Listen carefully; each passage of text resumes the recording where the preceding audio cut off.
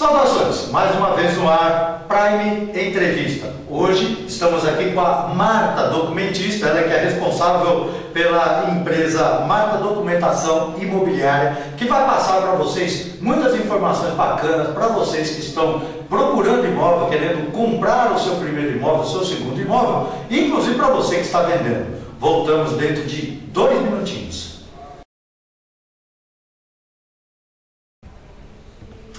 Bom, Marta, é um prazer estar aqui recebendo você aqui nesse espaço maravilhoso aqui, né? E, bom, tenho certeza que todos em casa que estão vendo esse programa têm muitas perguntas a fazer, né? Como é que é feita essa parte de documentação? Por que a necessidade de um documentista? Olha, primeiramente, esse é um serviço que os agentes financeiros estão terceirizando, né, para nós documentistas, assim, para ter mais agilidade e também para ajudar, né, às vezes a pessoa tem muitas dúvidas que não consegue financiar com aquela renda, então nós somos ali para assessorar eles e para eles comprarem esse imóvel dos seus sonhos. Eu acho que a maioria das perguntas, a maioria das dúvidas, né, das pessoas é exatamente em função da sua renda. Existem várias formas de você comprovar a renda, né? Você pode ir somando a renda, juntando, por exemplo, renda familiar, de uma terceira pessoa. Como é que funciona isso? Sim, pela Caixa a gente podemos formar até 4 CPFs. Juntando a renda, pode ser seu irmão, sogro, sogra, né? Agora pelo Itaú não, já pelo Itaú a gente são só 2 CPFs. Então a gente pode ajudar. E também, se a pessoa trabalha, tem uma renda formal e tem uma profissão que dá para você ajudar ele a ter uma nova renda, que ele tem outra renda por fora, a gente também pode ajudar para ele conseguir um pouco mais de financiamento. Existe também a situação de você, principalmente quem não pode comprovar renda, no caso, por exemplo, quem não trabalha sem carteira registrada, mas ele utilizar a movimentação bancária dele, né? Como é que é feito isso? Sim, a gente pode, porque se ele trabalha fora e não tem a renda formal, a gente pode pegar os extratos dele, conferir, ver se ele trabalha mesmo, deposita aqueles valores, a gente pode fazer isso, ou também pelo imposto de renda, porque geralmente quem é renda informal também faz a sua declaração de imposto de renda. Quer dizer, tudo isso você faz uma entrevista com a pessoa interessada no financiamento, na compra desse imóvel, vai esclarecer tudo isso e vai, analisando o perfil dessa pessoa, procurar o melhor caminho para ele chegar ao financiamento com a menor taxa de juros possível, com a menor prestação. Isso mesmo, por isso é a nossa função mesmo, de analisar o processo, conversar com ele, para a gente ajudar ele a comprar um imóvel. Agora, eu já vi casos, por exemplo, da pessoa estar comprando um imóvel e ela fala, não vou contratar o documentista, vou fazer por conta própria. E toma uma canseira, perde prazo, porque existem prazos, porque a partir do momento que ele encontrou o imóvel, ele tem um prazo que ele precisa entrar com financiamento, né? E são indas e vindas ao banco, quando você chega é um documento, entrega aquele, te pede em outro. Quer dizer, realmente, o trabalho do documentista, o que a pessoa tem que fazer? Ele vai lá, leva os documentos, o resto é por sua conta. Sim, eu vou, marco a entrevista, solicito a documentação. A partir desse momento, o serviço é todo meu. Então, eu pego a documentação, monto um processo, aí só eu faço. Eu abro a conta para ele, trago até a escritura para ele assinar. Não tendo necessidade dele ir até o agente financeiro. Isso acaba fazendo com que a pessoa economize tempo e dinheiro, porque nas indas e vindas é automóvel, estacionamento, é combustível e tudo mais. Quer dizer, no fim das contas, que é onde eu quero chegar, é o seguinte: compensa contratar um documentista? Sim, compensa o documentista, porque você simplesmente vai assinar os documentos e já vai assinar a sua escritura, e vai ter a sua escritura registrada em mãos no final do processo, não precisando ir a lugar nenhum. Sem esquentação de cabeça. Sem esquentação de cabeça. E aí as instituições financeiras, como a Caixa Econômica, o Banco Itaú e outros, né? Como é que eles tratam, no caso, o documentista que vai levar essa documentação? Sim, nós temos uma empresa aberta, né? E aí a gente entra, manda a documentação para o agente financeiro, eles aprovam e a gente fica um correspondente. Então, eles dizem assim, eu tenho meu código, né? Então, eu mandando o código, eles sabem que eu estou mandando aquela documentação. Ah, tá. Você quer dizer que você já é registrada Sim. nas instituições financeiras, Sim. já tem um caminho aberto para chegar ao produto final, que é o financiamento do contratante. Sim. Ah, legal. Me diz uma coisa, Marta, é difícil cuidar de documentação? Sim, é difícil. Você tem que ter bastante atenção, porque cada caso é um caso.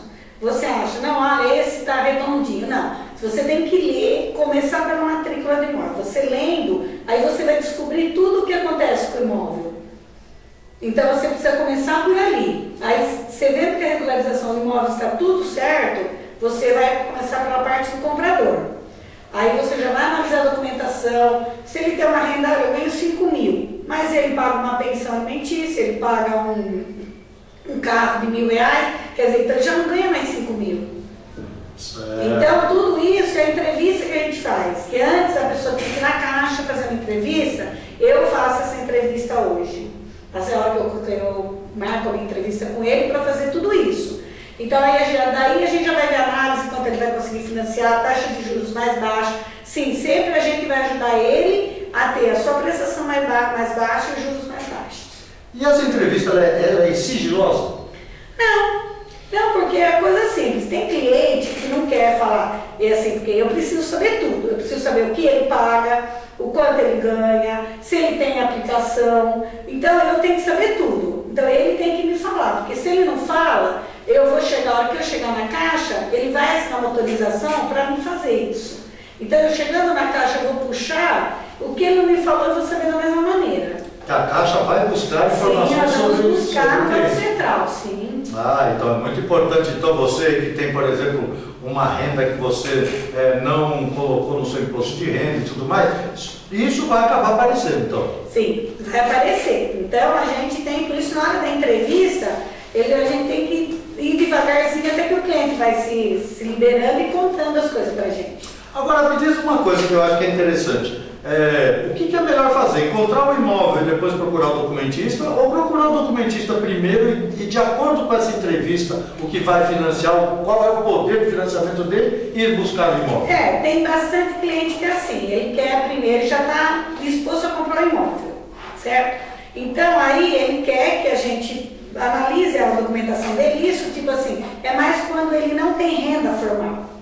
Né? Quando ele tem uma renda informal, que ele é tipo um empresário, uma oficina mecânica, umas pessoas assim que não tem, que nem isso aqui foi que a gente falou, que é uma renda de extrato bancário e tudo. Então esse é melhor, a gente fazer uma aprovação de crédito dele primeiro, para depois ele procurar o imóvel. Porque pelo menos ele já sai dali sabendo qual é o teto máximo que ele tem que procurar esse imóvel, e dentro desse valor ele tentar encontrar um imóvel que cabe dentro dos sonhos de todo mundo. Exato. Perfeito. Bom, vamos fazer uma pausa aí para os nossos comerciais, voltamos dentro de 2 minutinhos.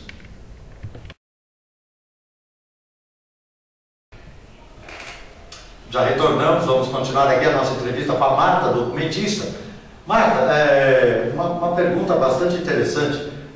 Em questão de restrições, o que pode impedir o financiamento de sair tanto do comprador quanto do vendedor? Bom, o comprador não pode ter restrição alguma, mesmo que seja um cheque de R$10 dado há 10 anos atrás. Não importa, caducou 50, caducou para o banco, mas a restrição vai aparecer no Banco Central. Então não pode o comprador nada. O vendedor também não pode ter restrição, mas a parte jurídica da Caixa, então ainda eleva algumas coisas, mas assim, coisas baixas, por exemplo, um cheque devolvido de poucos valores, de muitos anos atrás. Se for protesto, também não passa. Então, geralmente é bom não ter restrição alguma, né? Mas se tiver alguma e for pequena ou de muitos anos, ainda dá para a gente tentar mandar para o jurídico analisando para ver se vai conseguir passar.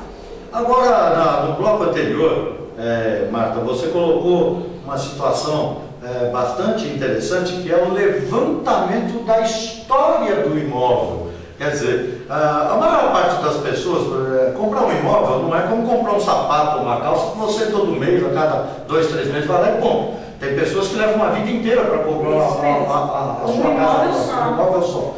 E é claro que a pessoa se depara com dúvidas, principalmente aonde vai conseguir exatamente isso, esse histórico do imóvel. Quem foram os proprietários anteriores? Né? Será que está tudo certo com esse imóvel? Será que está registrado na prefeitura? Quer dizer, tudo isso você vai entregar de mão beijada para o cliente contratante. Sim, eu vou tirar uma matrícula atualizada do imóvel.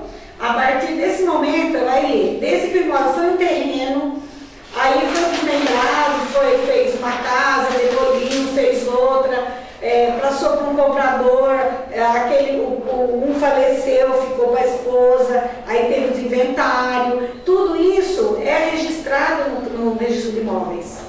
Então tudo isso a gente tem que ir analisando e olhando até chegar no vendedor que pôs para vender na imobiliária. Se o imóvel é realmente dele, ali, ou se tem herdeiros, então no registro de imóveis tudo fala. Então, para você, a parte inicial é tirar uma matrícula atualizada do imóvel. Quer dizer, então, o comprador, né, que está lá comprando o seu imóvel, ele procurando lá o seu escritório, lá, marca documentações imobiliárias, né, ele pode ter a absoluta certeza de que, tendo tudo aprovado, aquele imóvel está com a documentação em ordem, que ele vai estar fazendo realmente uma compra segura do seu imóvel. Sim, com certeza. Muito importante isso. Muito importante. As questões das certidões, né, que precisa ter, tanto do imóvel quanto também do comprador, do vendedor, isso tudo tem que ser levado à caixa junto com a proposta de financiamento, é isso? Sim, é isso mesmo, porque geralmente quando o meu cliente vem de uma imobiliária, a imobiliária já faz o papel dela. Ela tira todas as certidões da parte dos vendedores.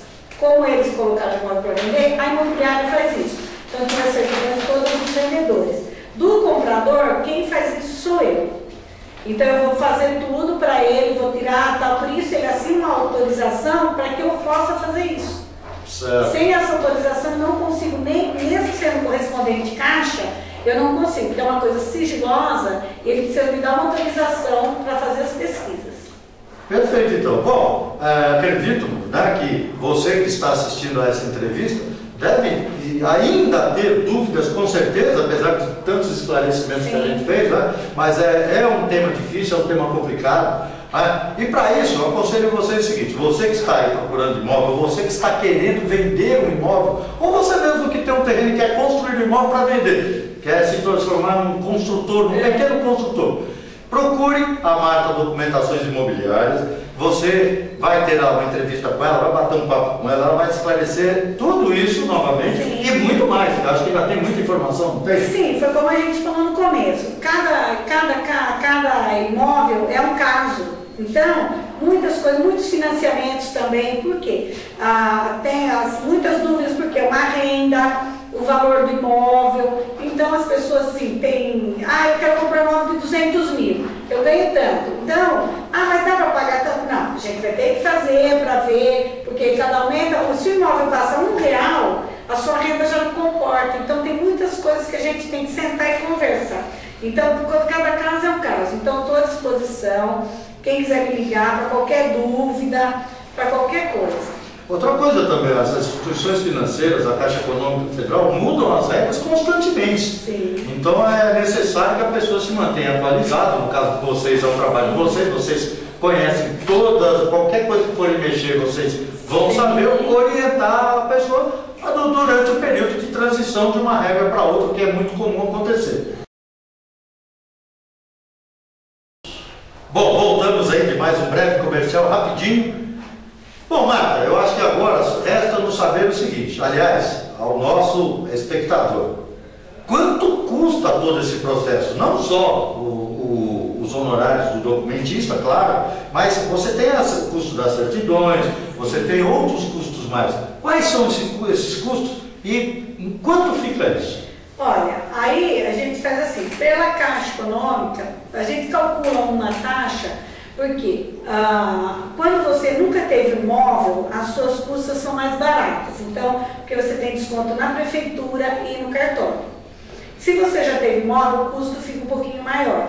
Mas a gente então dá uma baseada de 5% no valor do compra e venda do imóvel.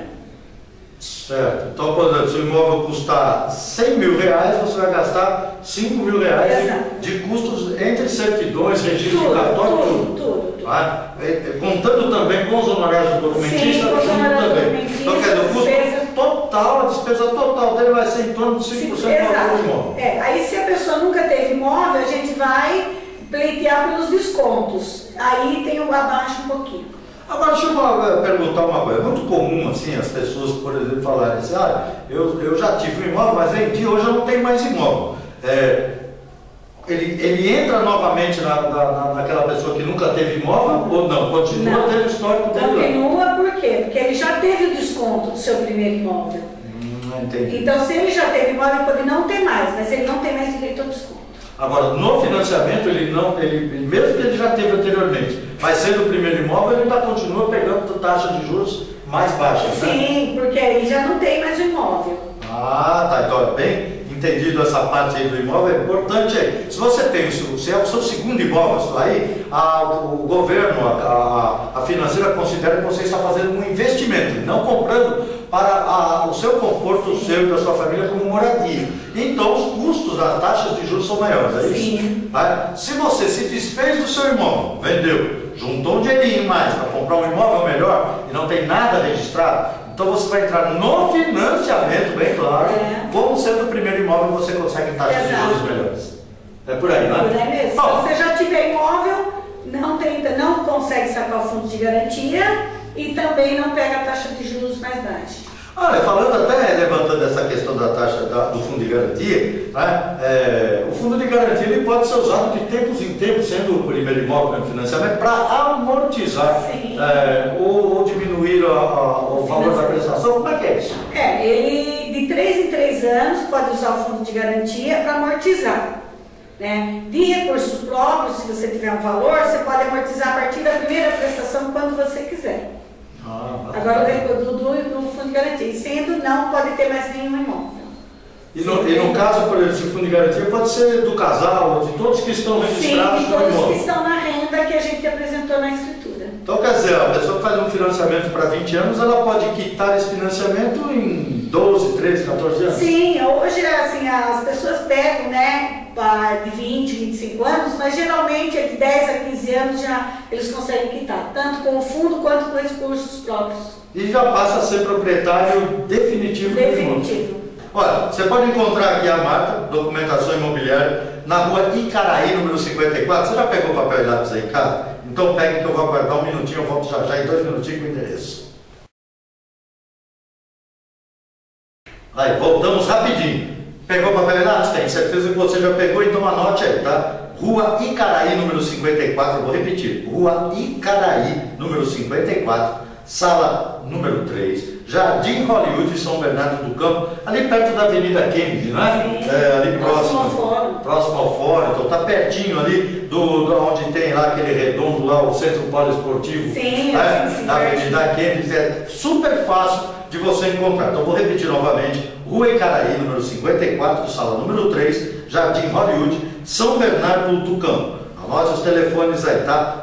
Telefone 4177-4253, vou repetir, 4177-4253, ou pelo celular, se for mais fácil para você, 7761-4162, vou repetir, 7761-4162. E ainda tem o Nextel, né? Que é aqui o ID, como é que sem asterisco.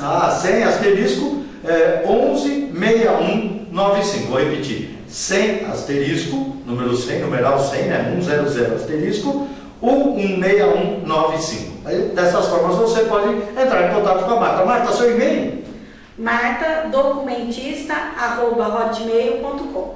Facinho, tá? Marta Documentista, tudo letra minúscula e juntinho, @hotmail.com. Marta, obrigado pela entrevista. Estou sempre às ordens. Voltamos em breve com mais entrevistas para vocês. Até mais, até breve.